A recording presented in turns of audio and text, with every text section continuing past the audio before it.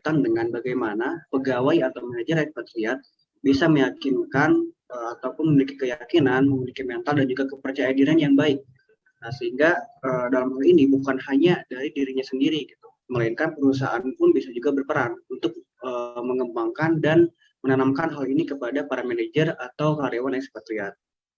Nah, ketika para manajer ini sudah memiliki 3 hal tersebut, maka akan meningkatkan sebuah kemampuan dari para manajer atau pegawai ekspat ini sehingga mereka akan bisa bekerja dengan efektif dan juga bisa berinteraksi dengan baik dengan masyarakat lokal dan berpotensi untuk meraih keberhasilan dalam kinerjanya.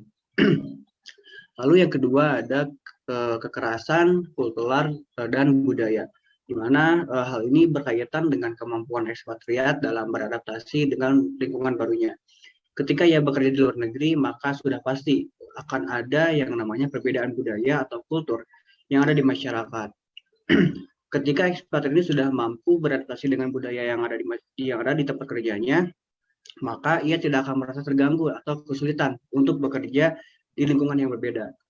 Nah, contohnya mungkin beberapa hal yang berbeda itu seperti bahasa, hiburan, dan lain sebagainya. Lalu yang ketiga ada pelatihan dan pengembangan manajemen. Nah, dalam hal ini di mana perusahaan bisa memberikan pelatihan atau pengembangan kepada manajer atau karyawan ekspatriat yang memang berhubungan langsung dengan pekerjaan yang akan dia kerjakan. Nah, adapun beberapa pelatihan-pelatihan yang biasanya diberikan kepada manajer ekspatriat, yang pertama adalah pelatihan kultural.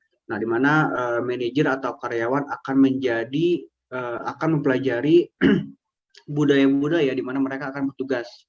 Misalkan saya akan bertugas ke negara Jepang, maka saya akan diberikan pelatihan dulu bagaimana sih budaya-budaya yang ada di negara Jepang tersebut, sehingga dengan begitu kita akan bisa cepat untuk beradaptasi dan tidak akan mengalami kesulitan dalam bekerja di lingkungan yang baru.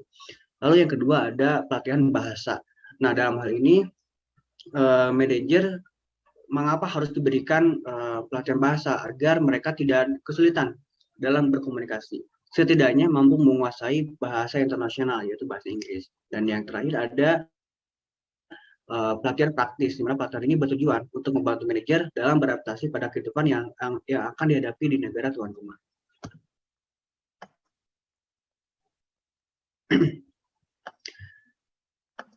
Lalu ada pemulangan ekspatriat. Nah, pemulangan ekspatriat ini dilakukan bukan karena pegawai atau ekspatriat ini dipecat, melainkan ini untuk para ekspatriat atau karyawan yang telah selesai mengerjakan tugasnya dan kembali ke negara asalnya. Nah, dalam hal ini perusahaan harus bisa memastikan bahwa manajer atau karyawan yang sudah selesai mengerjakan tugasnya harus bisa diterima lagi dan memberikan pelatihan bagi teman-teman karyawan di perusahaan asalnya, sehingga karyawan-karyawan lain pun akan mempunyai skill atau memiliki karir internasional yang cemerlang juga seperti yang setelahnya sudah berhasil.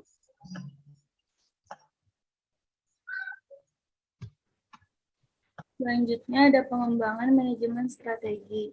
Program pengembangan manajemen dilakukan untuk meningkatkan kemampuan dari manajer melalui sebuah pendidikan, perputaran manajer, dan pemberian tanggung jawab baru untuk meningkatkan kemampuan dan variasi dalam bekerja.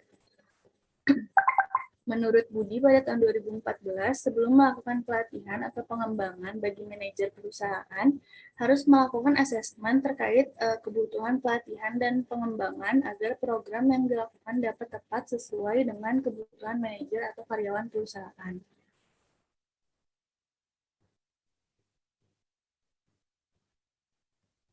Selanjutnya ada penilaian kinerja. Menurut Priyono tahun 2008, kegiatan manajer untuk mengevaluasi perilaku dan prestasi kerja karyawan serta menetapkan kebijakan selanjutnya. Penilaian kinerja ini berkaitan dengan seberapa baik seseorang dalam menjalankan tugasnya.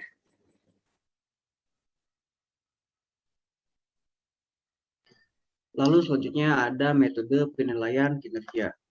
Nah, metode ini terdapat ada 3 yang bisa digunakan. Yang pertama yaitu ada yang namanya metode penilaian secara kebetulan dan tidak sistematis. Ya, dan mungkin hal ini sering membahayakan. Nah, cara pelaksanaan ini merupakan cara yang penerapannya mungkin bisa dicontohkan ada suatu jabatan yang kosong dalam sebuah organisasi. Nah, setelah itu mengadakan penilaian kinerja terhadap karyawan untuk kemungkinan pengisian jabatan baru di jabatan yang kosong tersebut. Nah, cara ini merupakan cara yang tidak konsisten dan juga tidak sistematis karena baru dilakukan penilaian kinerja setelah adanya kekosongan jabatan atau adanya lowongan. Nah, sebaiknya perusahaan menggunakan sebuah cara yang lebih teratur dan juga sistematis. Lalu yang kedua, ada metode tradisional yang sistematis. Nah, yang mengukur karakteristik karyawan, sumbangan karyawan kepada organisasi atau keduanya. Penilaian sistematis tradisional ini dilakukan dengan cara berkala dan mempunyai berbagai manfaat di organisasi. Manfaatnya seperti bisa memberikan informasi yang sangat membantu di dalam mengambil keputusan-keputusan yang menyangkut masalah seperti transfer atau promosi karyawan, dan mendorong juga memimpin pengembangan karyawan juga. Nah, selanjutnya ada penilaian yang mendasarkan pada tujuan yang ditetapkan bersama dengan menggunakan manajemen berdasarkan sasaran atau MBS atau yang dikenal sebagai manajemen by objectives.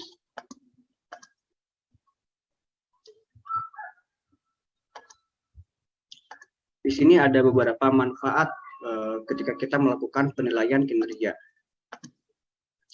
Pertama, manfaatnya adalah pertama sebagai dasar pengambilan keputusan untuk promosi, demosi, pemberhentian, dan penetapan besarnya balas jasa. Lalu yang kedua, untuk mengukur prestasi kerja sejauh mana karyawan bisa sukses dalam pekerjaannya. Ketiga, sebagai dasar untuk mengevaluasi seluruh kegiatan di dalam perusahaan. Lalu sebagai dasar untuk mengevaluasi program latihan dan keefektifan jadwal kerja, metode kerja, struktur organisasi, kondisi kerja, dan juga peralatan kerja. Lalu yang kelima, ada sebagai indikator untuk menentukan kebutuhan akan latihan untuk karyawan. Dan yang keenam, sebagai alat untuk mendorong atau membiasakan para atasan untuk mengetahui minat dan kebutuhan karyawannya. Mungkin banyak lagi manfaat-manfaat lain yang disebutkan pada slide ini.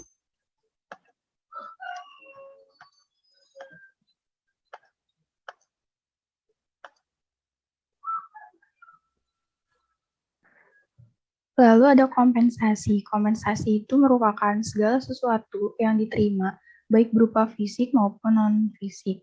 Kompensasi ini berarti seluruh imbalan yang diterima oleh seorang pekerja atau karyawan atas jasa atau hasil dari pekerjaannya dalam sebuah perusahaan dalam bentuk uang atau barang, baik secara langsung maupun tidak langsung. Kompensasi ini terbagi menjadi dua macam, yaitu kompensasi langsung. Kompensasi langsung itu contohnya berupa gaji, upah insentif, dan lain-lain. Kompensasi tidak langsung ini berupa kesejahteraan karyawan, berupa asuransi kesehatan maupun dana pensiun. Lalu pembayaran ekspatriat. Pada pembayaran ekspatriat ini, para pegawai akan menikmati standar hidup yang sama pada lokasi penempatan mereka di luar negeri, seperti yang mereka rasakan di negara asalnya.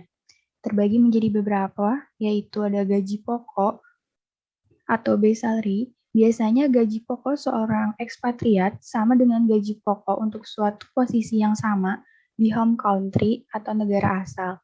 Biasanya gaji pokok dibayar sesuai mata uang home country atau sesuai mata uang lokal.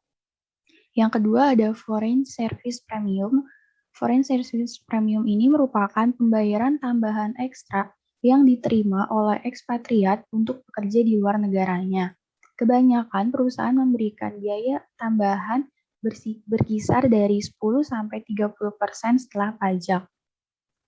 Yang ketiga ada allowances atau tunjangan. Allowances ini terbagi menjadi 4. Yang pertama ada hardship allowances. Hardship allowances ini dibayar ketika para ekspatriat dikirim ke lokasi yang dianggap sulit, di mana berbagai fasilitas kesehatan, sekolah, dan toko eceran berada di bawah standar asal. Yang kedua ada housing allowances. Housing allowances ini secara normal diberikan untuk memastikan bahwa para ekspatriat bisa memperoleh perumahan dengan kualitas yang sama di luar negeri sebagaimana di negara mereka sendiri. Yang ketiga ada cost of living allowances, memastikan bahwa para ekspatriat ini akan menikmati standar kehidupan yang sama seperti di negara sebelumnya yang ditugaskan sebagaimana di negara asalnya. Yang keempat ada education allowances, memastikan bahwa anak-anak para manajer ekspatriat akan menerima pendidikan sekolah yang layak sesuai dengan standar home country atau negara asalnya. Lalu ada taxation, para ekspatriat harus membayar pajak pendapatan pemerintah, negara asal, dan pemerintah host country. Lalu yang terakhir ada benefit. Benefit ini perusahaan memastikan bahwa para ekspatriat menerima tingkatan keuntungan, pengobatan, dan pensiunan yang sama di luar negeri sebagaimana di negara asalnya. Cukup sekian presentasi dari kelompok kami, dan mohon maaf apabila ada kesalahan. Terima kasih. Oke, baik. Oke, terima kasih ya kelompok 10 ya atas presentasinya. Baik, good job. Mangga selanjutnya saya serahkan kepada teman-teman semua. Silahkan ada yang ingin bertanya, boleh sebutkan nama dan berasal dari kelompok berapa. Mangga.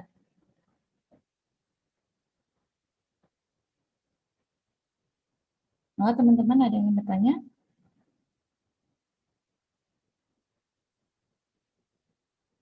Oke, kita cek satu-satu kali ya. Oke, kelompok 1 hadir. Ada yang ingin bertanya tidak kelompok 1? Belum ada sepertinya, Bu. Oh, belum. Oke, baik. Mangga selanjutnya kelompok 2 gimana? Ada pertanyaan untuk kelompok 10 terkait SDM?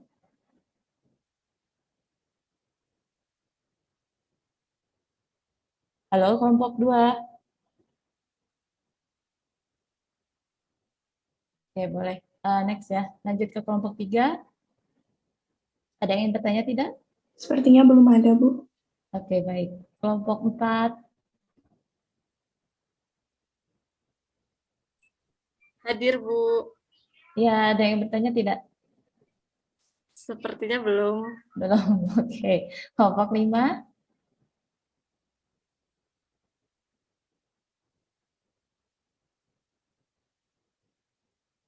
Oke. Gimana, Tri? Belum ada, Bu. Oke, belum ada. Baik. Kelompok 7.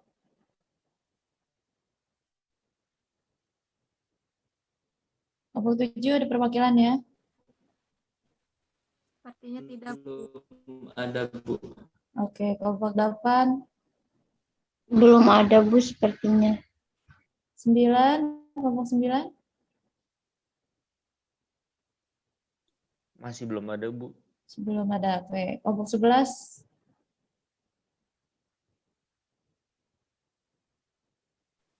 Belum ada, Bu.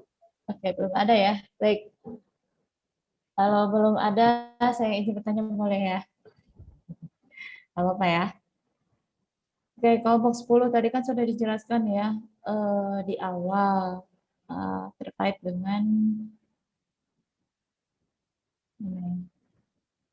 etnosentris, polisentris,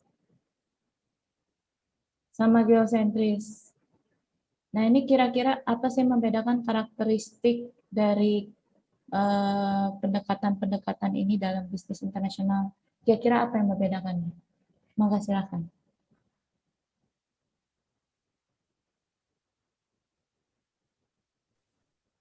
Izin menjawab, Bu.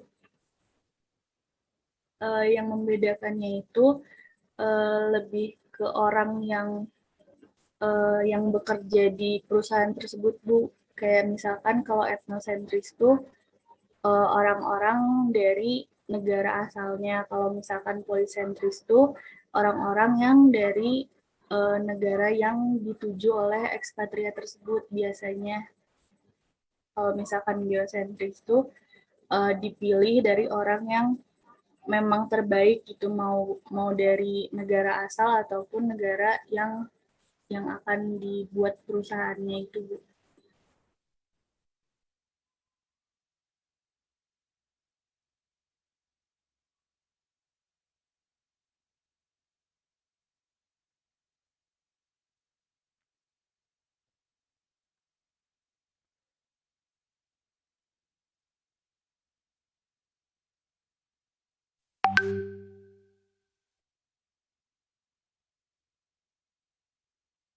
Ibu punten masih di mute.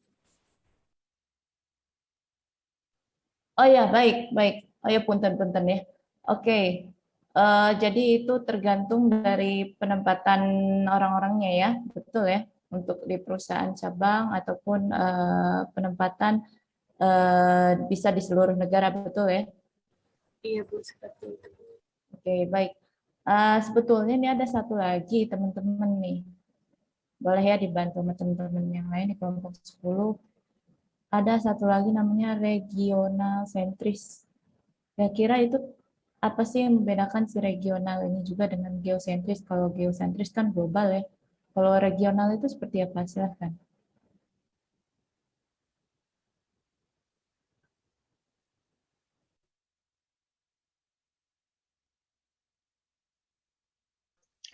Mungkin gini Bu, kalau berkaitan dengan regional sentris itu karena tadi kan kalau misalkan geosentris itu adalah ketika memang kita mencari karyawan-karyawan terbaik di seluruh perusahaan dimanapun perusahaan itu berada. Misalkan saya punya perusahaan di 6 negara. Nah, misalkan saya ini akan mencari orang-orang terbaik dari ke-6 negara tersebut. Nah, akan tetapi kalau misalkan, maaf tadi itu namanya apa Bu? Regional sentris. Nah, iya, regional sentris itu mungkin akan mencari lebih spesifik lagi di setiap pos-pos yang misalkan di pos untuk perusahaan-perusahaan yang di Asia, misalkan. Nah, di sana saya akan mencari orang-orang terbaik untuk yang memang ada di perusahaan yang segmennya itu ada di Asia. Kayak misalkan sekarang Shopee itu kan, Shopee ada beberapa perusahaan, ada Shopee Indonesia, ada Shopee Singapura juga gitu, ada juga di beberapa negara lainnya mungkin gitu kan ya. Nah, dia akan mencari orang-orang terbaik di setiap negara-negaranya di mana perusahaan itu didirikan. Mungkin seperti itu, Ibu. Oke, baik. Atur nuhun Hendra, betul ya tadi apa yang dikatakan Hendra. Itu teman-teman ya sedikit perbedaan terkait dengan polisentris, etnosentris, geosentris, dan regional sentris gitu. Paling itu saja ya kalau dari saya terkait dengan apa namanya human resource ya dalam apa namanya dalam bisnis internasional ini. Baik. Mungkin satu lagi. Oh boleh, mangga silahkan silahkan. Tadi kan ada istilah ekspatriat. Nah, ekspatriat itu sendiri itu bedanya sama pekerja asing atau imigran tuh apa? Itu sih dari saya. Izin menjawab. Kalau untuk ekspatriat itu memang istilah lain dari tenaga kerja asing gitu, Nurul. Jadi sebenarnya sama gitu ekspatriat dan tenaga kerja asing itu. Oh, oke. Sama izin menambahkan, kalau ekspatriat itu biasanya emang ditunjuk langsung dari perusahaannya gitu, enggak secara individu. Kalau individu kan ya individu gitu, kalau misalnya perusahaan itu biasanya emang ditugasin dari perusahaannya buat kerja di luar negara. Nah, mungkin sebagai contohnya kayak misalkan kemarin dari Cina akan berinvestasi di Indonesia gitu. Nah, di mana orang-orang dari perusahaan Cina yang akan berinvestasi di Indonesia ini mengirimkan orang-orangnya, seperti yang kemarin yang menjadi kasus ada beberapa warga negara dari Cina datang ke Indonesia. Nah, itu merupakan para pekerja ekspatriat. Oke, gimana Nurul? Sudah jelas ya? Insya Allah jelas, Bu. Oke. Jadi saya juga sedikit menambahkan, jadi teman-teman ekspatriat itu betul ya bahasa lain dari tenaga kerja asing. Lebih tepatnya dia itu adalah karyawan yang berasal dari perusahaan negara asal yang dikirim ke anak perusahaan yang ada di negara asing. Jadi sebetulnya kalau boleh disimpulkan itu ekspatriat itu tenaga kerja yang bisa dari satu perusahaan yang sama namun dia ditempatkan di negara lain seperti itu. Nah, bedanya ekspatriat itu ada juga istilah lain impatriat. Nah, impatriat itu bedanya dengan ekspatriat adalah kalau impatriat itu tenaga kerja lokal. Jadi tenaga kerja yang bekerja di negara tersebut atau di perusahaan tersebut berada. Tapi kalau ekspatriat dia itu dikirim ke negara lain, bisa juga dengan di satu perusahaan yang sama. Biasanya seperti itu ekspatriat. Contoh misalnya Honda ya, teman-teman kan sudah pada kenal ya semua produk-produknya Honda ya. baik dari mobil ataupun motornya seperti itu. Jadi negara Honda itu sebetulnya berasal dari Jepang gitu teman-teman.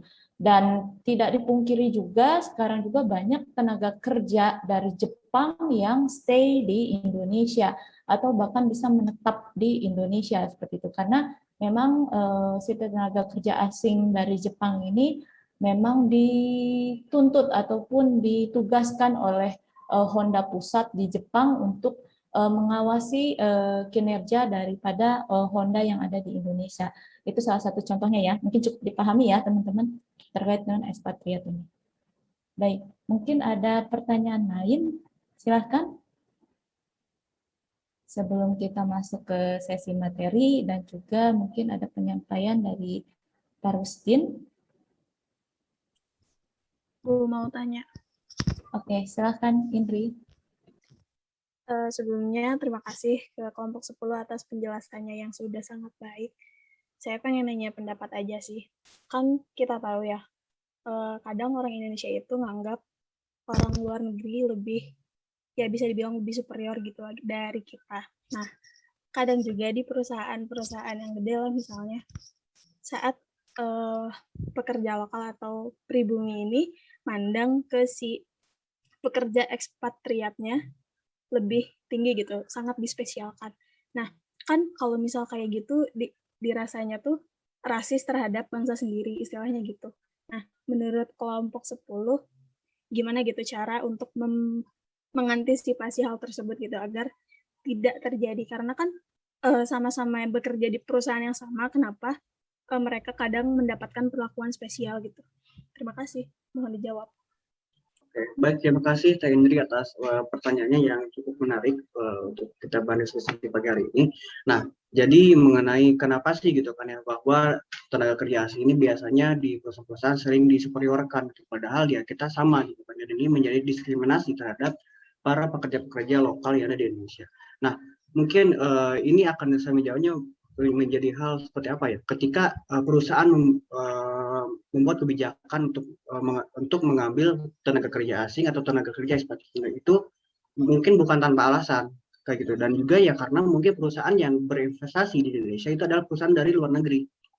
Jadi mungkin perusahaan memiliki sebuah otoritas tersendiri di mana ya apa ya istilahnya dia adalah orang yang sudah berpengalaman untuk merintis dahulu di perusahaan di mana negara asalnya. Nah, ketika datang ke Indonesia mungkin ya orang-orang Indonesia nggak bakalan langsung tahu juga gitu tentang bagaimana sih cara kerja perusahaan ini, bagaimana sih cara mengolah produk-produk dari perusahaan ini gitu. Nah, sehingga disitulah gitu kan perusahaan akan mengambil ataupun akan mengirimkan tenaga kerja ekspatriat. Nah, dalam ini bukan menjadi diskriminasi, melainkan juga ini ada untuk bertujuannya yaitu untuk memberikan transfer knowledge dari para tenaga ekspatriat kepada tenaga kerja lokal. Nah, di mana setelah mereka nanti berhasil untuk ataupun bisa mengadopsi apapun yang sudah diketahui oleh tenaga kerja asing ini, nah orang-orang lokal Indonesia ini bisa juga mengembangkan dirinya di Indonesia sendiri, ataupun mungkin dia juga bisa memiliki karir internasional untuk dia bisa bekerja di negara-negara luar kayak gitu. Jadi di sini bukan sama sekali menjadi diskriminasi dan hal lain sebagainya. Sekali lagi perusahaan tidak mungkin mengambil karyawan yang memang tidak berdasar kayak gitu. Karena tadi kan ada beberapa pendekatan yang bisa kita lakukan untuk mencari tenaga kerja.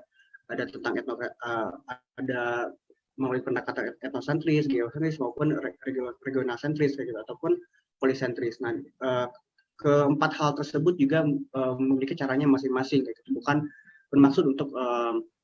bermaksud untuk mendiskriminasi dari tenaga kerja lokal yang dimana perusahaan itu akan membangun perusahaannya di negara tersebut. Mungkin seperti itu Teh Indri.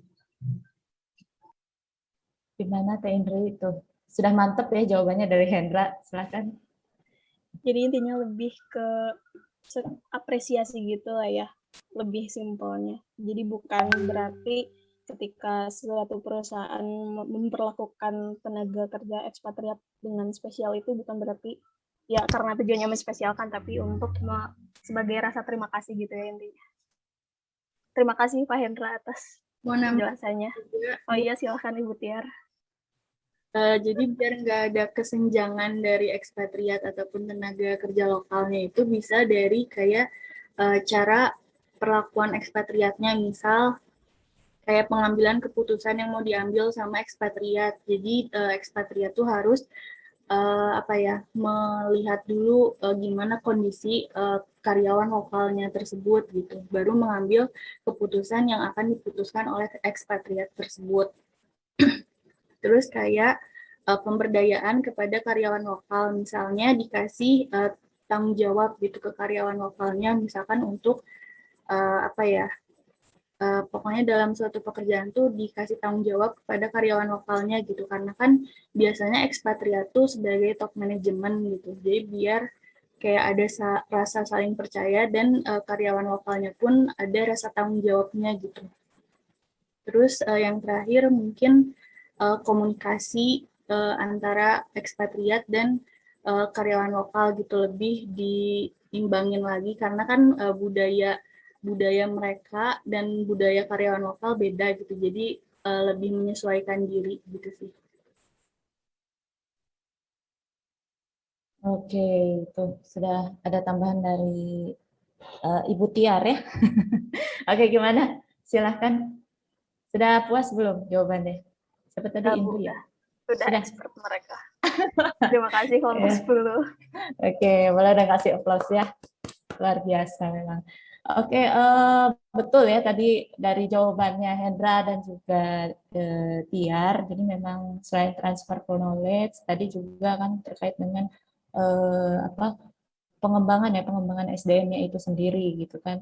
Baik itu ada budayanya juga ataupun terkait hal-hal lainnya gitu. Jadi biasanya teman-teman poin utama tuh kenapa sedikit ada perbedaan ya ataupun rasis mungkin ya antara tenaga kerja asing dengan tenaga kerja lokal, itu terkait yang utama tuh biasanya trust ya, apalagi kalau perusahaan Cina tuh betul, trust atau rasa percaya ya.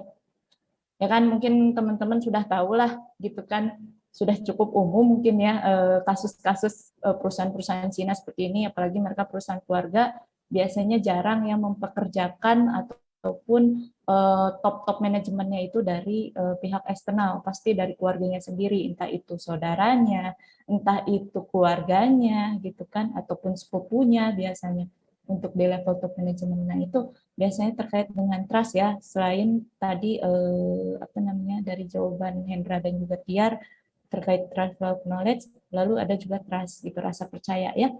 Namanya juga perusahaan, kita contohnya aja deh, kita mau investasi ini, mau investasi terkait misalnya bikin usaha kecil-kecilan gitu kan, otomatis kan kita tidak mungkin random ya untuk memberikan modal kita gitu kepada orang lain seperti itu. Pastikan kita harus memilih atau menyeleksi orang-orang yang memang sudah kita percaya seperti itu. Jadi biasanya ya tenaga-tenaga kerja asing ini salah satu dari implementasi trust yang memang sudah mereka kendalikan sebelumnya seperti itu, ataupun sudah mereka rencanakan sebelumnya. Jadi mereka tidak mungkin memberikan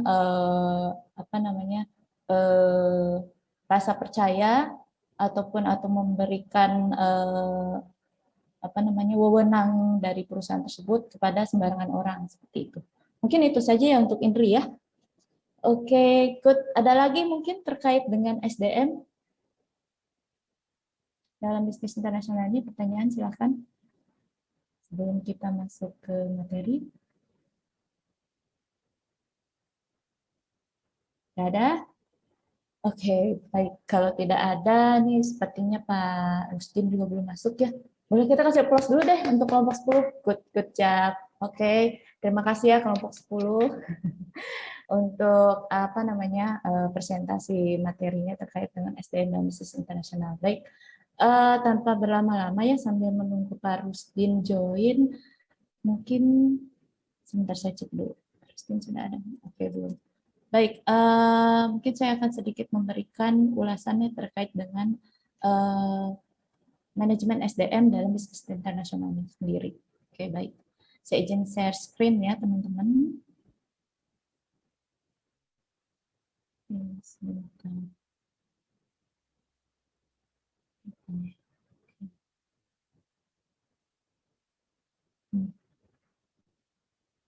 Bentar, bentar.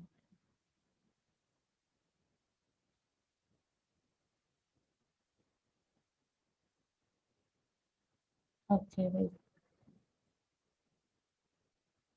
Apakah sudah terlihat semuanya, teman-teman?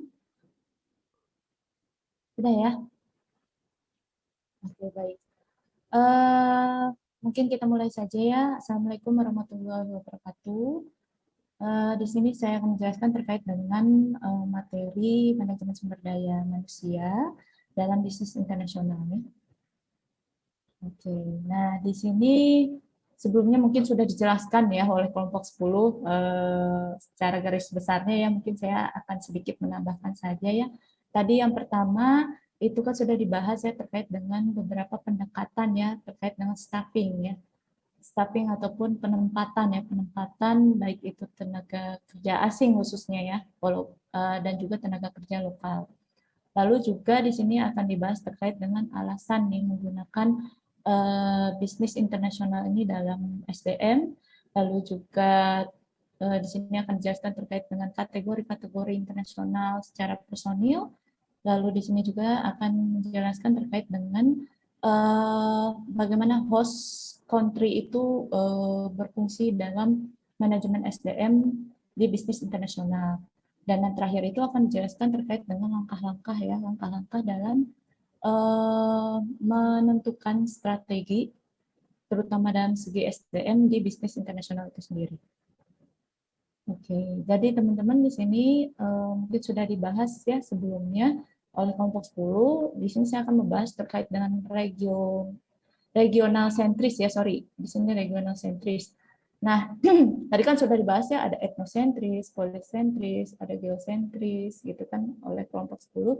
Nah, di sini saya hanya menambahkan dari sisi regional sentris saja. Jadi, regional sentris itu sendiri, dari kalimatnya saja, itu sudah merupakan sebuah daerah ya. Jadi, biasanya regional itu terkait ruang lingkupnya hanya sebatas daerah-daerah tertentu seperti itu. Contohnya misalnya provinsi seperti itu, lalu juga kota ataupun kabupaten itu regional sentris ya.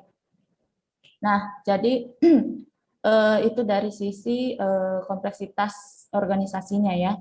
Lalu juga dilihat dari wewenang dan pengambilan keputusannya itu seperti apa sih di regional sentris ini. Nah, jadi wewenang dan pengambilan keputusannya itu berasal dari bisa dari kantor pusat regionalnya ataupun bisa berasal dari kantor pusat di daerahnya seperti itu. Contoh misalnya Telkom ya. Telkom kan sudah memiliki banyak cabang ya di Indonesia gitu teman-teman. Nah, jadi di Telkom itu sendiri ada juga divisi-divisi regional.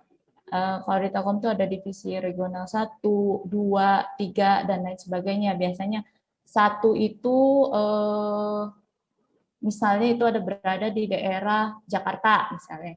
Lalu 2 itu ada di mana? 3 itu di Bandung, setahu saya divisi regional 3 itu di Bandung, nanti divisi regional 4 itu bisa ada di kota lain. Nah, itu terus-menerus cabang-cabangnya itu ada di seluruh daerah di Indonesia ataupun di satu negara. Nah, itu yang dimaksud regional ya, teman-teman. Nah, itu terkait dengan wewenang dan pengambilan keputusan. Lalu juga di sini ada evaluasi dan kontrol. Nah, evaluasi dan kontrol itu sendiri biasanya terkait evaluasi yang dilakukan secara regional ataupun secara daerahnya. Jadi tidak bisa dilakukan secara nasional. Biasanya evaluasi kalau dilakukan secara nasional itu harus ditempuh dengan regional ini sendiri ya. Jadi regional dulu baru bisa ke nasional. Biasanya contoh Telkom lagi ya. Telkom lagi kalau misalnya mau melakukan sebuah evaluasi kinerja terutama SDM-nya itu biasanya butuh laporan dari tingkat regionalnya terlebih dahulu, baru nanti masuk ke Telkom yang tingkat nasional. Nanti dari tingkat nasional ini barulah dibentuk sebuah laporan tahunan ya. Laporan tahunan itu bersifat nasional. Jadi di situ di buku laporan tahunan itu biasanya sudah mencakup semua daerah ataupun semua regional yang ada di cabang-cabang Telkom yang ada di Indonesia. Nah, itu yang dimaksud dengan regional dari sisi evaluasi dan kontrolnya. Oke, kita next saja ya. Nah, lalu dari sisi komunikasi dan informasi ya. Nah, biasanya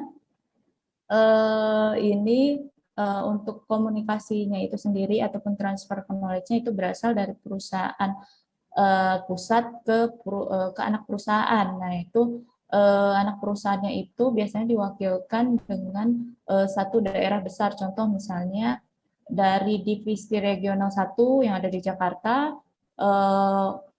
mereka melakukan transfer knowledge untuk divisi regional Jawa Barat itu bisa diwakilkan oleh cabang Telkom pusat yang ada di Bandung untuk Jawa Barat. Nah, biasanya itu dilakukan nanti transfer knowledge dari Bandung baru disebarkan ke beberapa daerah di Jawa Barat seperti itu. Nah, jadi untuk transfer knowledge-nya pun itu berbeda ya teman-teman ya. Jadi dari pusat baru masuk ke perwakilan dari masing-masing daerah gitu. Jadi tidak masuk sampai ke daerah terpencil. Jadi cukup dari perwakilan daerah yang dijadikan biasanya pusatnya seperti itu. Contoh kalau Jawa Barat itu di Bandung ya teman-teman. Lalu selanjutnya ada dari sisi identifikasi geografis. Nah, regional sentris itu sendiri biasanya dilihat, namanya juga geografis ya, dilihat dari daerahnya ya teman-teman gitu kan. Tadi saya sudah menjelaskan sebelumnya. Nah, balik lagi ya, contohnya adalah Telkom. Nah, jadi kalau Telkom itu sendiri kan tadi sudah saya jelaskan itu untuk misalnya daerah Jawa Barat atau regional Jawa Barat itu pusatnya ada di Bandung. Nah, sebetulnya cabang-cabangnya itu banyak ya teman-teman, bahkan di Pangandaran sendiri pun ada seperti itu. Namun untuk letak geografis regional itu sendiri dilihat dari perwakilannya. Jadi contoh misalnya di DKI Jakarta ya pusatnya di Jakarta, kalau di Jawa Barat pusatnya itu di Bandung, kalau di Jawa Tengah itu setahu saya sih di Jogja ya, Jawa Timur mungkin di Surabaya dan lain sebagainya ya teman-teman. Nah, lalu selanjutnya kita masuk ke strategi SDM ya. Nah, strategi SDM-nya itu sendiri biasanya terkait dengan melakukan pengembangan ataupun berupa pelatihan-pelatihan ya terkait dengan SDM yang ada di perusahaannya. Jadi kalau pelatihan-pelatihannya itu teman-teman biasanya selain dilakukan di cabang untuk regional sentris ini sendiri biasanya dilakukan di kantor pusat di daerah tersebut. Contoh balik lagi ya dari kayak Telkom di Jawa Barat biasanya banyak dilakukan pelatihannya itu di Bandung ya teman-teman. Jadi SDM atau karyawan-karyawan yang ada di Tasik, yang di Pangandaran, yang di Ciamis itu biasanya mereka ikut pelatihan yang ada di Bandung seperti itu karena terkait dengan regional sentris itu sendiri ya. Jadi regional sentris itu kan merupakan daerah yang dijadikan titik pusat dari perusahaan tersebut. Nah, jadi yang ada di contohnya yang Telkom tadi ya, yang ada di Tasik, Ciamis, Pangandaran itu semua biasanya melakukan strategi pengembangan SDM-nya itu di Bandung. Jadi ini ya yang membedakan tadi regional sentris dengan geosentris. Nah, kalau geosentris itu tadi kan sudah dijelaskan oleh kelompok 10, geosentris itu ya secara global ya teman-teman. Jadi si perusahaannya itu ada di beberapa negara gitu. Jadi kalaupun misalnya dilakukan pengembangan SDM-nya biasanya itu bisa di beberapa negara. Misalnya untuk Honda, karyawan SDM Honda misalnya yang berada di top manajemen dilakukan pelatihan bisa saja tidak hanya di Indonesia gitu kan, tapi bisa di Jepang ataupun bisa di Jerman dan lain sebagainya seperti itu ya teman-teman. tergantung apa namanya anak perusahaan yang dari perusahaan tersebut. Jadi anak perusahaannya ada di negara mana, nah biasanya di sana dilakukan pelatihan. Itu untuk geosentris, beda ya dengan regional sentris ya. Tadi mungkin sudah cukup jelas ya teman-teman perbedaan antara regional sentris dengan geosentris. Oke, kita next saja. Nah, ini alasan kenapa membutuhkan strategi SDM dan bisnis internasional. Nah, itu yang pertama terkait dengan kebutuhan dari SDM itu sendiri di perusahaan. Nah, contoh kasusnya tadi dengan ekspatriat ya, ataupun tenaga kerja asing tadi ya, yang sudah dijelaskan oleh kelompok 10. Nah, jadi bisa saja ya, memang perusahaan-perusahaan perusahaan-perusahaan yang memang sudah internasional maupun multinasional membutuhkan tenaga kerja asing gitu teman-teman. Nah itu pasti ada di perusahaan-perusahaan multinasional ataupun perusahaan internasional tersebut.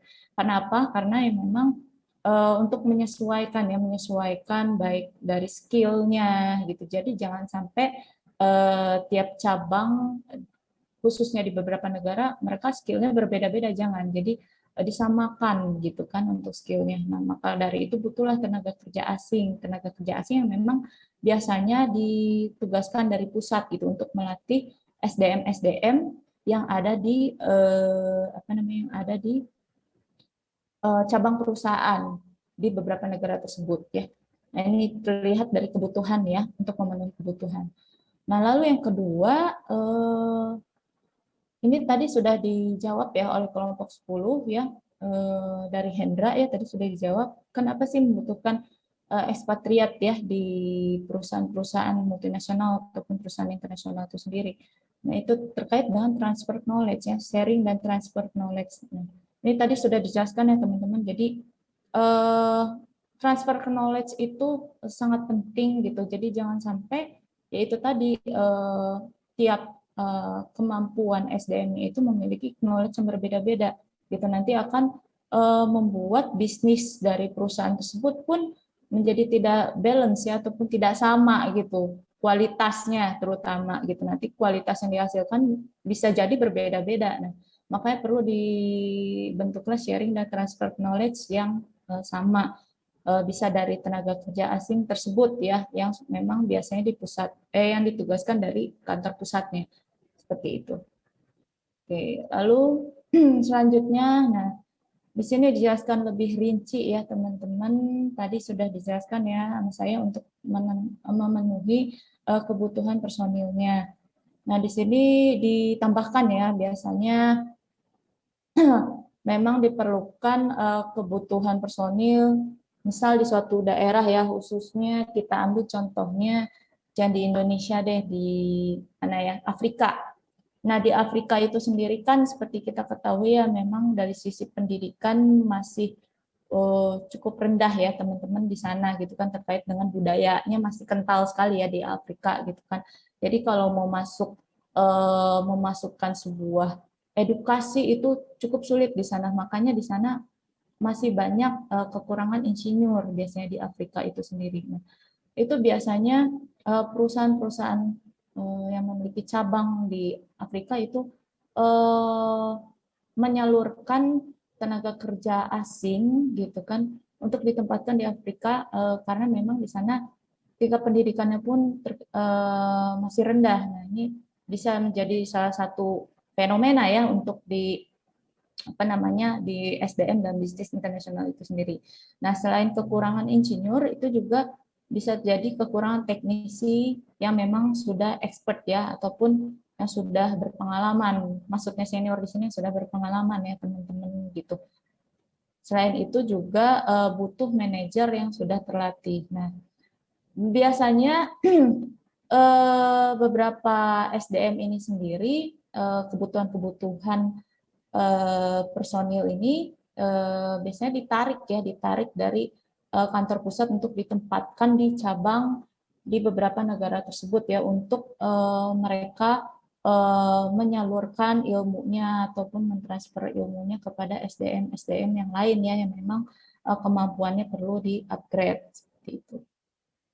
Ini terkait dengan memenuhi kebutuhan. Lalu selanjutnya tadi ya sudah dengan mentransfer knowledge ataupun pengetahuan. Nah, knowledge-nya apa saja sih? Gitu kan. Nah, knowledge-nya bisa jadi dari sisi knowledge mengenai peralatan ya ataupun teknologi, mesin. Nah, itu kan biasanya membutuhkan pengetahuan terkait dengan hal-hal tersebut ya. Jadi misalnya contoh untuk manufaktur Honda ya, tiba-tiba datang nih barang mesin dari Jepang gitu kan.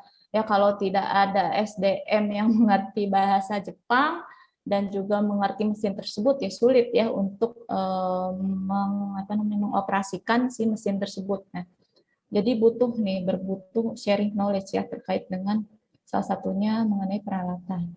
Nah, selain itu juga perlu sharing knowledge mengenai budaya organisasi. Nah, budaya organisasi itu seperti apa? Budaya organisasi itu bisa dari 5S ya. Seiko, Seiton, saya lupa lah, pokoknya ada 5S dan juga budaya Kaizen ya teman-teman gitu kan. Dan juga budaya-budaya lainnya. Itu cukup banyak sekali ya budaya-budaya organisasi ya dalam beberapa perusahaan seperti itu. Nah, itu juga perlu dilakukan transfer knowledge. Kenapa? Karena kalau tidak dilakukan transfer knowledge, nanti budaya yang dibentuk dari tiap-tiap perusahaan yang ada itu akan berbeda gitu teman-teman. Nah, kalau berbeda itu nanti akan menimbulkan kinerjanya pun berbeda seperti itu ya. Jadi ini penting ya teman-teman. Nah, selain budaya juga ada proses kerja dan juga yang terakhir ada terkait dengan transfer knowledge, kompetensi ya, kompetensi ataupun skill-skill ya dari SDM tersebut ya.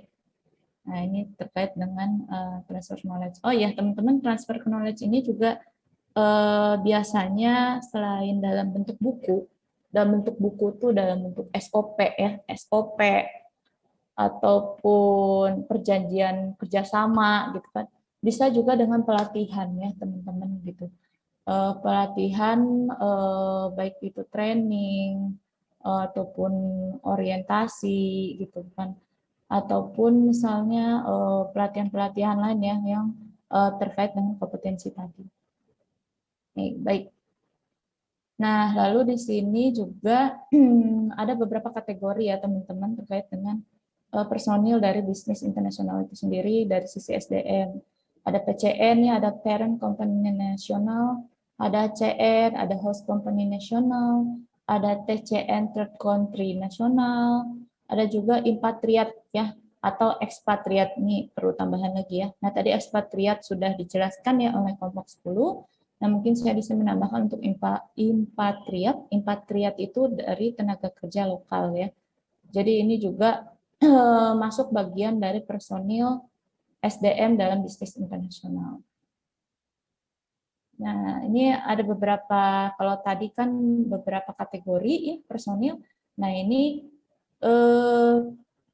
terkait dengan pemilihan 6 kriteria dalam pemilihan personil ya. Nah, kriterianya itu apa saja ya teman-teman terkait dengan cost ataupun biaya ya. Jadi dalam memenuhi kebutuhan SDM ataupun dalam memilih SDM yang baik ataupun yang expert itu harus diperhatikan juga cost-nya ya teman-teman. Seperti itu. Jadi ini penting ya dalam memilih personil perusahaan dalam bisnis internasional. Kalau semakin tinggi biasanya kualitasnya SDM tersebut, maka cost-nya pun semakin besar ya teman-teman gitu kan, terkait dengan mulai dari recruitment-nya seperti apa ya kan, terus placing-nya seperti apa, job analisisnya seperti apa, hingga dia dari sisi kompensasinya juga berbeda ya gitu kan. Ini terkait dengan cost ya, biaya. Lalu yang kedua juga terkait dengan knowledge dari personilnya itu sendiri. Nah, knowledge-nya itu terkait dengan bagaimana pengalaman ya, biasanya pengalaman yang dimiliki oleh si personil itu sendiri. Nah, pengalamannya apa? Bisa dari sisi dia memiliki pengetahuan terkait produk, terkait dengan memang budaya organisasinya, terkait SDM tersebut baik atau tidak, dan lain sebagainya. Nah, lalu yang ketiga adalah terkait dengan kultural ya, proximity ya, atau terkait dengan budaya ya teman-teman gitu kan. Nah, jangan sampai kita memilih personil yang kulturalnya kultural yang tidak baik ya. Contoh tidak baik kayak budaya timur dengan budaya barat itu berbeda ya teman-teman. Kalau budaya timur biasanya ya seperti kita ketahui umumnya itu jarang ibaratnya party-party ya. Party beda, partinya budaya timur dengan budaya barat beda ya teman-teman gitu. Nah, jadi ini budaya kultural juga sangat mempengaruhi ya dalam memilih personel itu sendiri. Nah, lalu yang keempat, knowledge ataupun pengetahuan dari lingkungan lokalnya. Jadi kalau teman-teman punya perusahaan nih terus ingin memilih personelnya untuk ditempatkan di cabang luar negeri misalnya, nah itu harus diperhatikan juga ya pengetahuan terkait dengan lingkungan pengetahuan terkait dengan lingkungan lokalnya seperti itu. Apakah lingkungan lokal apa namanya knowledge terkait dengan lingkungan lokalnya ini sudah sesuai belum atau kira-kira bisa nggak nanti untuk ditempatkan di sana seperti itu. Jangan sampai apa namanya kebiasaan ataupun lingkungan lokal yang dia miliki itu bentrok gitu untuk nanti ditempatkan di cabang perusahaan yang dituju seperti itu ya, jangan sampai seperti itu. Nah, itu yang keempat. Lalu yang kelima adalah terkait dengan attitude ya. Ini juga penting ya teman-teman, terkait dengan tata krama ya. Jadi tata krama ini juga penting ya. Jadi tata krama di Jepang misalnya dengan Indonesia itu berbeda ya. Kalau di Jepang itu betul-betul dituntut sekali untuk dari sisi berbahasa, bahkan dari sisi untuk memberikan gift ataupun hadiah juga berbeda ya dengan di Indonesia gitu untuk di Jepang. Nah, itu terkait dengan attitude ya. Lalu juga yang terakhir ada promotability ya. Jadi terkait dengan promosi juga ini bisa ya teman-teman gitu, promosi dari SDM lokal yang memang dia kinerjanya bagus bisa ditempatkan untuk di cabang luar negeri yang lain seperti itu ya. Oke, baik. Ini terkait dengan kriteria dalam memilih personil. Nah, lalu di sini juga terkait dengan apa namanya tenaga kerja asing ya untuk menetap di perusahaan tersebut. Nah, itu ada empat jenis ya teman-teman. Yang pertama terkait dengan long term assignment atau penugasan jangka panjang ya, atau ekspatriat yang memang ditugaskan untuk menetap biasanya seperti itu.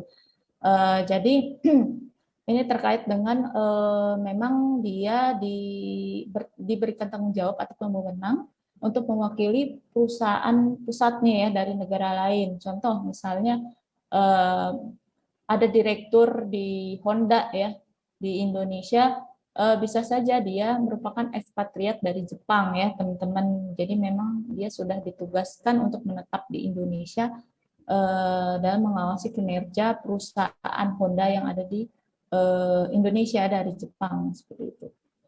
Oke. Lalu yang kedua adalah short term. Nah, short term itu jangka pendek ya. Jadi dia biasanya tenaga kerja asing ini hanya temporary ya. Temporary itu bisa jadi dia cuma 6 bulan, bisa jadi dia cuma 1 tahun, maksimal setahu saya ya kalau dalam imigran itu maksimal 2 tahun ya. Kalau lebih 2 tahun mereka harus pulang dulu ke negaranya, baru bisa balik lagi ke negara lain ya. Nah, jadi short term ini temporary ya teman-teman gitu kan, tergantung visa, tujuan visanya ataupun tergantung dari apa namanya tugas yang diberikan oleh perusahaan tersebut ya terkait dengan short term itu sendiri.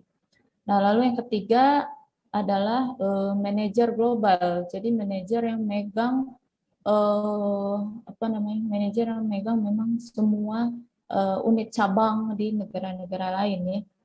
Jadi dia si manajer ini memegang secara global ya untuk perusahaan tersebut ataupun memegang banyak perusahaan di beberapa negara seperti itu.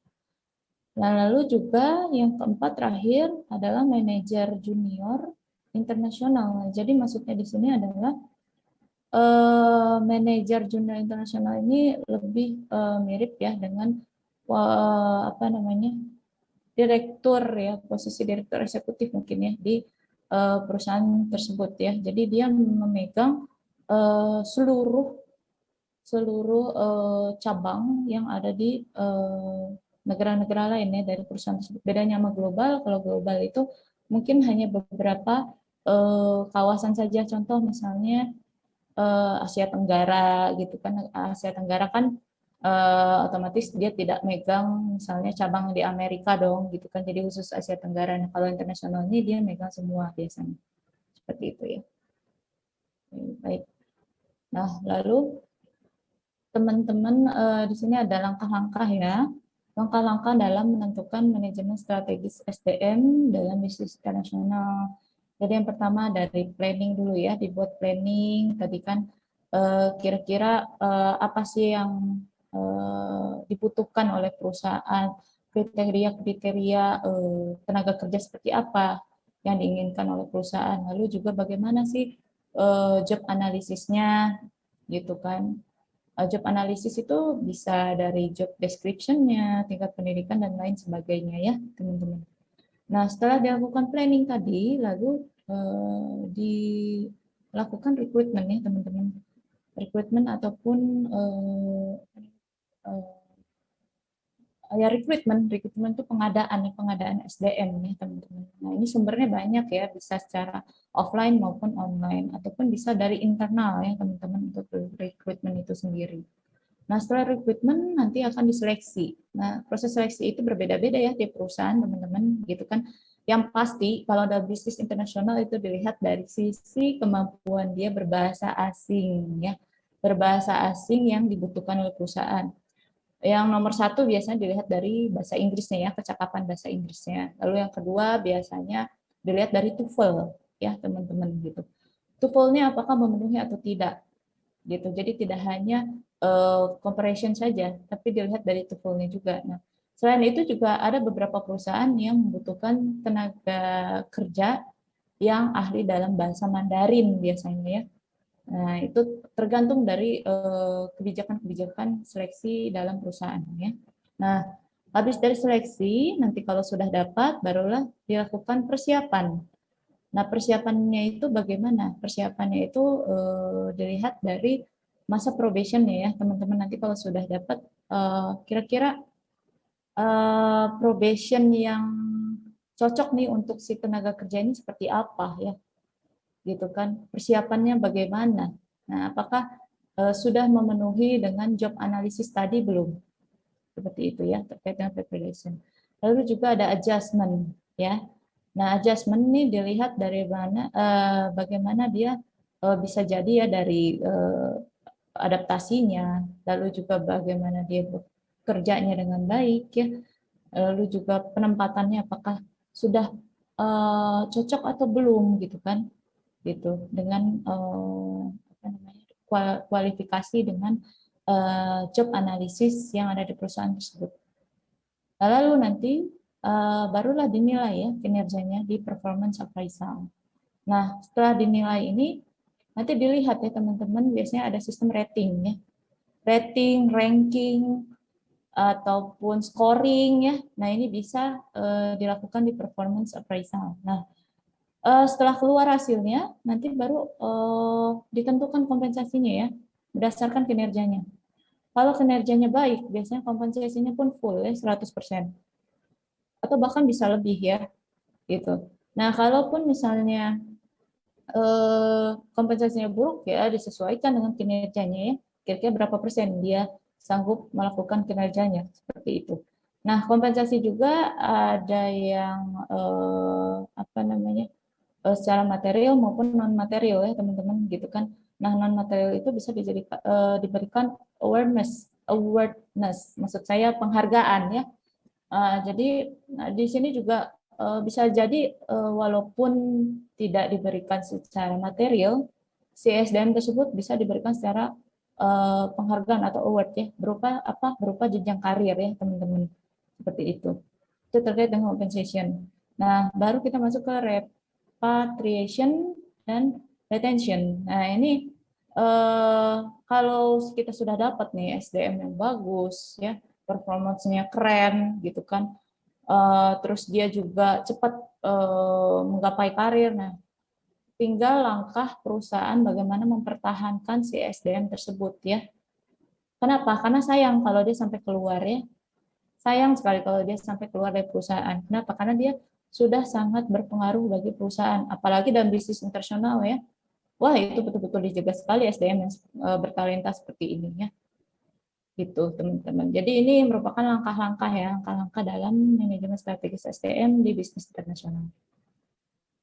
Nah, lalu di sini juga dijelaskan lebih detail ya terkait tadi ya, yang langkah awal ada perencanaan ya, teman-teman. Nah, di sini terkait dengan goals atau purpose-nya, tujuannya mau apa sih gitu. Terus ada job description, job specification, dan responsibility. Nah, biasanya nih job description, specification, dan responsibility ini masuk bagian dari job analysis ya teman-teman, seperti itu. Nah, bedanya apa dengan tenaga kerja asing? Bedanya adalah di sini biasanya job description-nya dia memikul beban ataupun wewenang yang cukup besar ya. Biasanya terkait dengan secara internasional otomatis ya. Jadi dia harus bisa menyesuaikan khususnya ya, harus bisa menyesuaikan lingkungan yang ada di perusahaan tersebut dengan lingkungan yang ada di perusahaan pusat seperti itu. Nah, itu bagaimana caranya ya? Dilihat dari job description-nya diuraikan, job specification-nya juga dilihat gitu kan, dan lain sebagainya. Nah, ini bisa biasanya request-nya ini dari pemilik perusahaan ya, atau komisaris gitu, atau bisa juga dengan direktur utama. Nah, biasanya untuk tenaga kerja asing itu tidak sembarangan ya teman-teman gitu kan, direkrut gitu. Jadi biasanya itu ada request khusus ya, request khusus dari komisaris, misalnya di specification-nya dia minta bisa lulusan S1 ataupun bisa saja lulusan D3 tapi dengan kualifikasi dia sudah berpengalaman ekspor beberapa tahun, ataupun bisa jadi dari internal itu sendiri ya. Ada internal yang memang kinerjanya bagus, request lah si ownership ini untuk dipindahkan ke luar negeri ya, perusahaan cabang ada di luar negeri. Itu bisa jadi ya, itu tergantung bagaimana kebijakan dari pemilik ataupun direktur di perusahaan tersebut ya, terkait dengan perencanaan SDM ini sendiri. Setelah perencanaan kan tadi prosesnya kita masuk yang kedua yaitu rekrutmen ya, tadi sudah saya jelaskan ya teman-teman, yaitu tentang pengadaan. Nah, itu bisa offline maupun online ya untuk rekrutmennya ini sendiri ataupun secara internal. Nah, ini metode rekrutmen ya. Ada rekrutmen source atau sumber rekrutmen. Nah, sumber rekrutmennya itu bisa online. Online itu bisa dari website perusahaan ataupun offline. Offline itu bisa dari job fair ya, dan lain sebagainya ya teman-teman. Nah, atau juga bisa sumbernya dari internal untuk recruitment source ini. Nah, lalu yang kedua ada recruitment methods. Methods-nya itu sendiri itu tadi. Methods-nya itu bagaimana? Apakah nanti di recruitment-nya itu cukup tes tulis dan wawancara saja?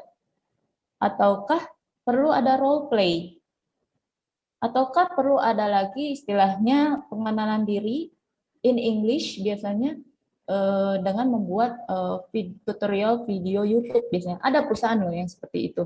Jadi tergantung tipikal perusahaan ya. Kalau perusahaannya besar, otomatis biasanya makin banyak ya metode-metode rekrutmennya seperti itu.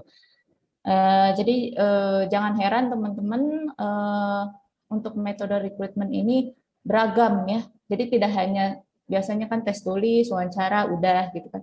Ada juga beberapa perusahaan yang menginginkan role play, ada juga yang menginginkan memang membuat video tutorial YouTube in English. Biasanya terkait dengan memperkenalkan diri ya, atau kurikulum vitae-nya itu dipresentasikan lewat video YouTube in English. Biasanya ada yang seperti itu. Oke. Lalu setelah rekrutmen kita masuk ke seleksi ya. Nah, seleksinya itu seperti apa? Nah, jadi seleksi itu sendiri dilihat ya kandidat yang memiliki kompetensi dan qualify ya. Nah, di sini juga harus meminimalkan risiko kegagalan ya. Karena apa ya? Karena biaya untuk rekrutmen itu juga sama ya, teman-teman, tidak gratis gitu. Jadi perusahaan juga pasti mengeluarkan biaya walaupun ada yang besar, ada yang kecil, tergantung bagaimana sistem rekrutmennya tadi ya. Nah, dari seleksi itu sendiri, di sini ada contohnya, ada kriteria pemilihannya ya.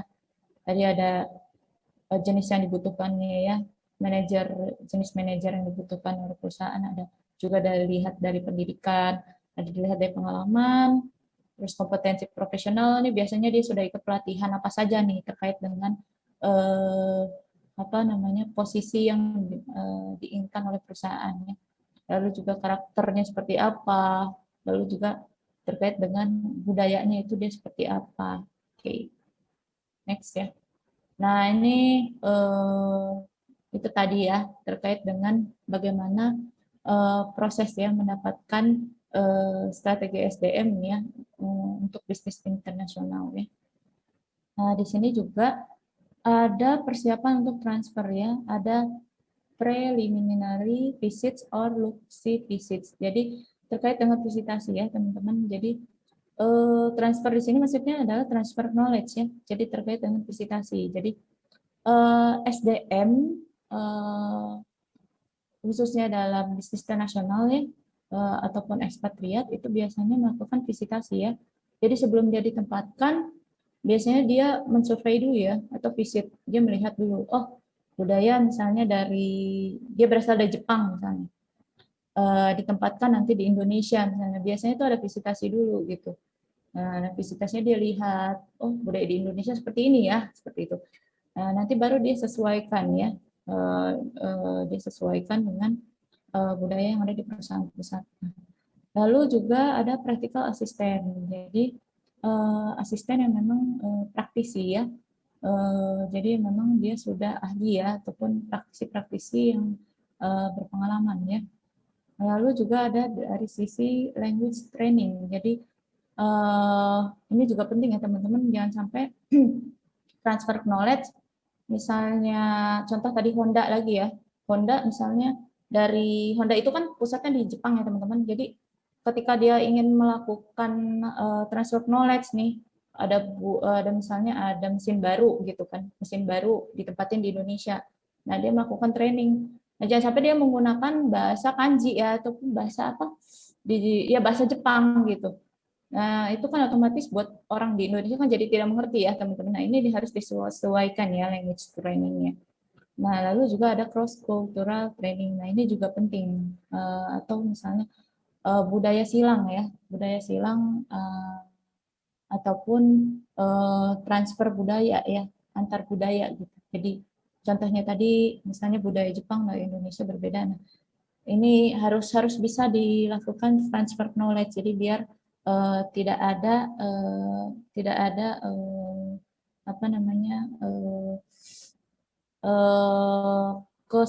kesalahan dalam melakukan kinerjanya nanti ya, karena budaya itu sendiri kan sangat berpengaruh ya teman-teman terhadap kinerja SDM, khususnya di bisnis internasional ini sendiri.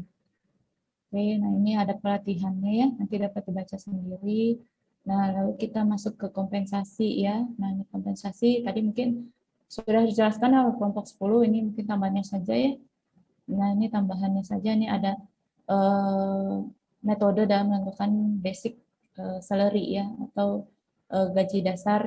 Nah, itu dilihat dari neraca keuangan, dilihat dari pendekatan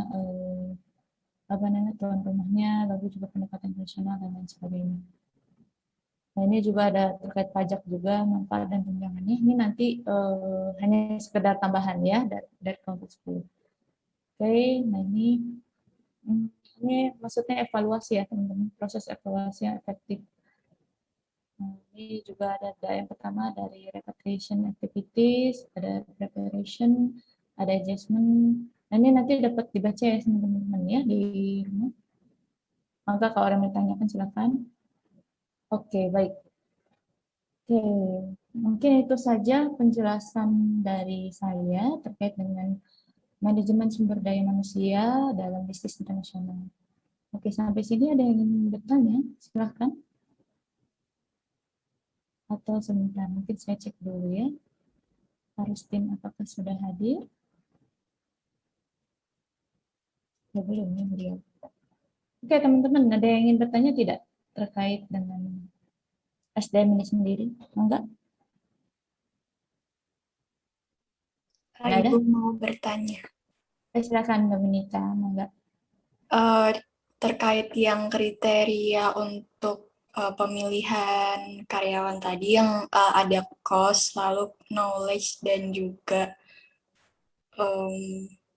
yang lainnya agak lupa, Bu. Nah, itu kalau perusahaan itu yang skala multinasional itu biasanya apa ya, memiliki kecenderungan yang seperti apa ya, Bu? Mungkin kayak mengutamakan gajinya yang cost-nya itu rendah, atau mungkin yang knowledge-nya itu ilmunya tuh atau dari segi skill juga lebih unggul, atau mungkin yang ini, Bu, yang terutama memiliki attitude seperti itu sih, Bu.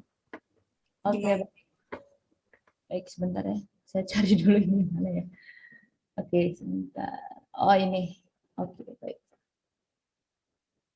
Oke, yang ini ya, Dominika ya. Ini betul ya? Oke. Jadi untuk dari sisi ekspatriat ya, tenaga kerja asing ya. Iya, Ibu. Nah, jadi lebih penting sebetulnya sih kalau untuk ekspatriat itu sendiri tergantung perusahaannya ya, gitu, Dominika. Jadi kalau misalnya perusahaannya memang sudah besar ya, ini tidak masalah biasanya di cost. Pasti fokusnya di knowledge-nya dia, gitu. Knowledge-nya yang dilihat ya, nomor satu seperti itu. Tapi kalau perusahaannya, kalau tadi skalanya multinasional ya, tadi ya, Dominika. Kalau multinasional biasanya sih knowledge-nya ya, setahu saya ya. Jadi cost itu tidak begitu tidak begitu dipermasalahkan gitu. Cuman kenapa ini tetap ada di posisi pertama, karena memang ya namanya perusahaan ya ataupun bisnis ya, istilah bisnis, betul, istilah bisnis kan pasti terkait dengan finance ya, untung rugi, betul. Jadi kalau namanya bisnis gitu, apalagi ini dalam bisnis internasional, ini juga diperhatikan ya, karena apa? Walaupun dia knowledge-nya penting, tapi untuk operasional si tenaga kerja asing ini juga harus dilihat juga ya, ini cukup mahal loh. Jadi kayak misalnya kita nyewa nggak nyewa, apa sih bahasanya, mengambil SDM ya dari Jepang, misalnya untuk Honda di Indonesia, itu harus diperhatikan juga ya, dibuat visanya, ya kan, visa dia selama tadi kan ada short term, ada long term ya. Kalau dia short term misalnya maksimal 2 tahun, itu kita yang nanggung, betul ya. Lalu yang kedua juga dilihat dari nanti dia tinggal di Indonesia, masa kita nggak ngasih tempat tinggal, betul? Seperti itu biasanya suka diberikan tempat tinggal berupa apartemen biasanya. Nah, itu apartemen juga kan cost juga ya. Jadi ini cost juga bukan cost hanya recruitment saja, tapi cost memikirkan ke depannya seperti itu. Terkait dengan si ekspatriat ini gitu. Jadi selain cost recruitment juga cost dia nanti visanya di sini itu kita yang ngurus. Lalu juga yang ketiga tempat tinggalnya ya, tempat tinggal, makan dan lain sebagainya itu kan perusahaan yang ngurus. Paling itu sih Dominika jawaban dari saya. Gimana? Jelas tidak? Oh iya, baik. Terima kasih, Bu. Ya, sama-sama. Baik, teman-teman yang lain ada yang bertanya kembali, silahkan. Ketika dia sudah masuk pensiun nih, kebetulan tenaga kerja asingnya ini sudah tua gitu teman-teman gitu, umurnya sudah di atas 50 tahun, ditariklah dia oleh perusahaan di Indonesia seperti itu, dan dia menetap sampai sekarang di Indonesia gitu. Nah, terus saya tanya-tanya, ternyata mahal juga ya untuk biaya personalnya dia saja gitu. Padahal di perusahaan ini itu ada 4 tenaga kerja asing gitu yang dipekerjakan. Dan memang biasanya posisinya posisi top manajemen semua gitu teman-teman. Nah, jadi ya cost itu sendiri penting, tetap nomor satu. Namanya juga bisnis ya teman-teman, ini juga pastikan bisnis terkait untung rugi ya. Untung rugi itu kan dilihat dari cost-nya, walaupun knowledge dia sudah luar biasa gitu kan, tetap saja ini sangat diperhatikan cost-nya itu tadi ya.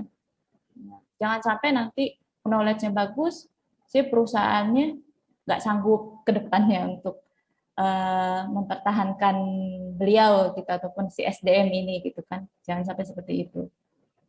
Oke, paling itu saja ya teman-teman. Oke, ada lagi yang ingin bertanya terakhir, silakan. Ibu, saya mau bertanya, Bu. Silakan. Dalam proses rekrutmen di seperti perusahaan internasional multinasional gitu, Bu, terkadang kan masih banyak ya, Bu, yang masih inian dengan politik-politik kayak orang dalam gitu ya, Bu. Nah, kan perusahaan-perusahaan itu kan pasti kan dia berdiri di Indonesia itu juga udah ada kerja sama dengan pemerintah ya, Bu. Tapi kan seperti yang Ibu bilang tuh, Bu, tadi malah kayak yang di bagian atasnya itu dari orang Korea dan lain-lain. Itu sebenarnya malah tidak menurut saya, Bu, kayak malah jadi tidak mensejahterakan masyarakat Indonesia gitu, Bu. Dimana kan setidaknya itu harusnya kan malah orang Indonesia yang diberdayakan untuk bekerja setidaknya di level middle ataupun direksi lah ya, Bu. Nah, kalau itu menurut Ibu ada nggak sih, Bu, kayak dalam proses rekrutmen seperti itu adanya kayak sistem politik dari perusahaan tersebut dengan negara atau gimana gitu? Baik, Leo. Aduh, berat ini. Jadi terkait nepotisme ya. Jadi sebetulnya Leo, nepotisme itu sendiri ya, khususnya perusahaan multinasional ya.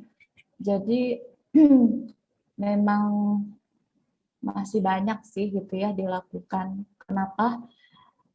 Ya karena memang itu tadi ya, susah sih, udah jadi budaya gitu ya. Nah,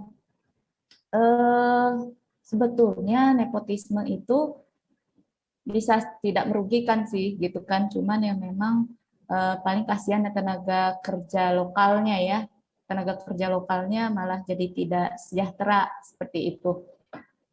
Padahal bisa saja ya tenaga kerja lokal itu ada yang memiliki talent bagus gitu kan, cuman kenapa susah gitu untuk sampai top manajemen. Nah itu tadi ya, kalau yang namanya sudah berbau politik itu kan terkait dengan kekuasaan, betul? Kekuasaan bukan hanya dari finance ya, tapi dari sisi ya kekuasaan, dia punya wewenang yang besar gitu kan. Jadi kalau finance itu bukan masalah ya, kalau udah bahas ranahnya politik ya gitu. Biasanya itu terkait dengan ya itu tadi budaya. Nah, kalaupun misalnya ada perusahaan multinasional seperti itu, ya susah sih untuk digebrak ya, kecuali memang adanya kolusi. Jadi bukan hanya nepotisme aja ya. Jadi teman-teman beda ya, nepotisme dan kolusi. Mirip tapi berbeda. Nah, kalau kolusi dia merugikan. Seperti itu. tapi sama-sama by orang dalam misalnya. Jadi misal si pemilik perusahaan itu orang Jepang ya, perusahaan multinasional ini. Terus otomatis top manajemennya pun saudaranya misalnya, ataupun adik kandungnya gitu kan. Boleh saja gitu, sah-sah saja asalkan dia tidak merugikan. Tidak merugikan dalam artian dia tidak korupsi. Dia tidak ibaratnya membuat perusahaan itu bangkrut. Nah, itu baru itu bisa dilakukan apa namanya? Ada dalam istilah hubungan industrial tuh perselisihan tripartit dan tripartit setahu saya ya. Jadi kalau misalnya ada kesenjangan seperti itu bisa dilaporkan di pengadilan hubungan industrial seperti itu. Kalau di negara ya, kita bahas di negara dulu sebelum masuk nanti ke ke internasional seperti itu. Jadi sah-sah saja sih sebetulnya asal dia tidak melakukan kolusi, itu aja. Tidak melakukan istilahnya kerusakan lah, ataupun merugikan si perusahaan, seperti itu sih. Gitu Leo. Gimana? Sudah terjawab? Terima kasih Bu. Ya, sama-sama. Baik. Gimana, ada lagi teman-teman yang lain pertanyaan?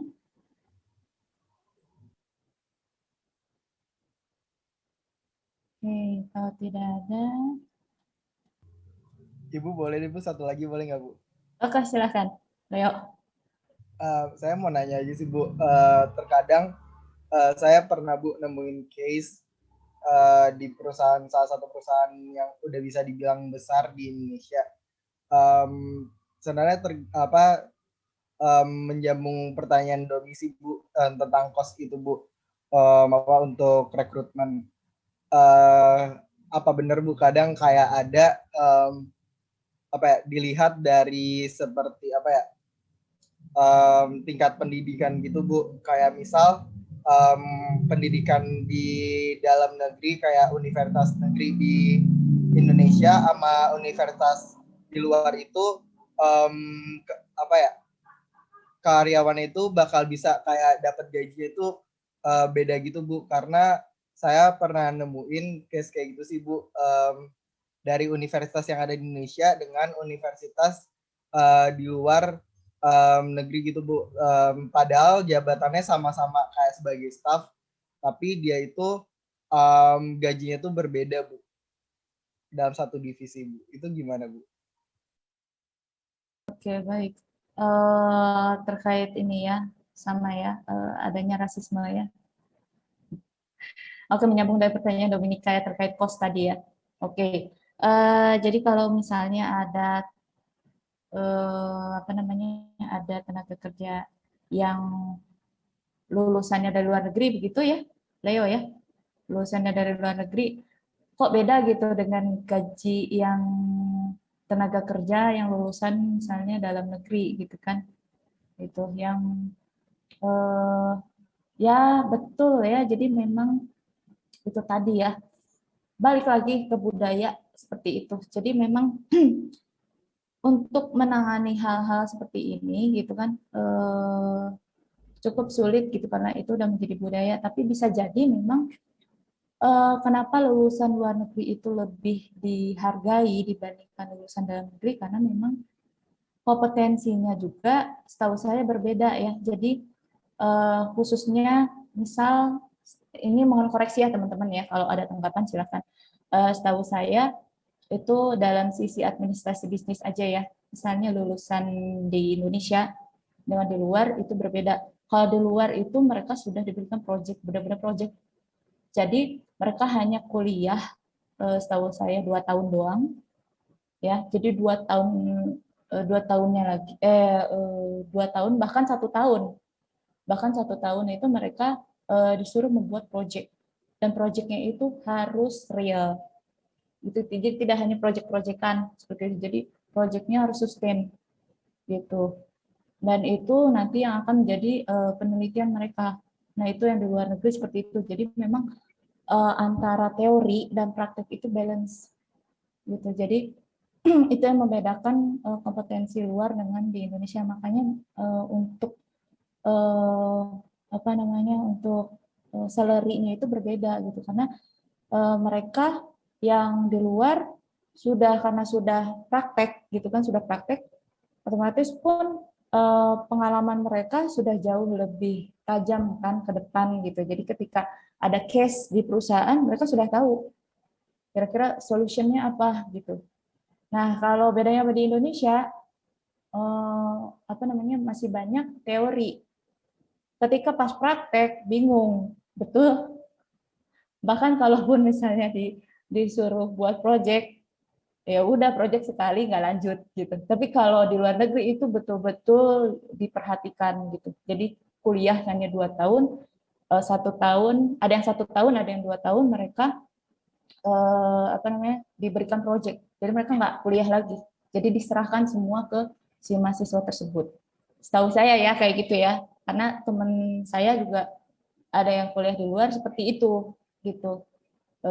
Mungkin dari sisi kompetensinya ya gitu. Paling Leo. Oke, baik Bu. Terima kasih Ya, Bu. sama-sama. Oke, silahkan ada lagi yang ingin bertanya atau sudah cukup? Ibu nyambung pertanyaan Leo juga. Oke, mangga silahkan. Mau tanya Bu, sebenarnya kalau di realita ya Bu, kalau di perusahaan itu tuh antar karyawan itu terbuka nggak sih Bu tentang gaji? Kan pasti ada sistem penggajiannya gitu ya Bu masing-masing.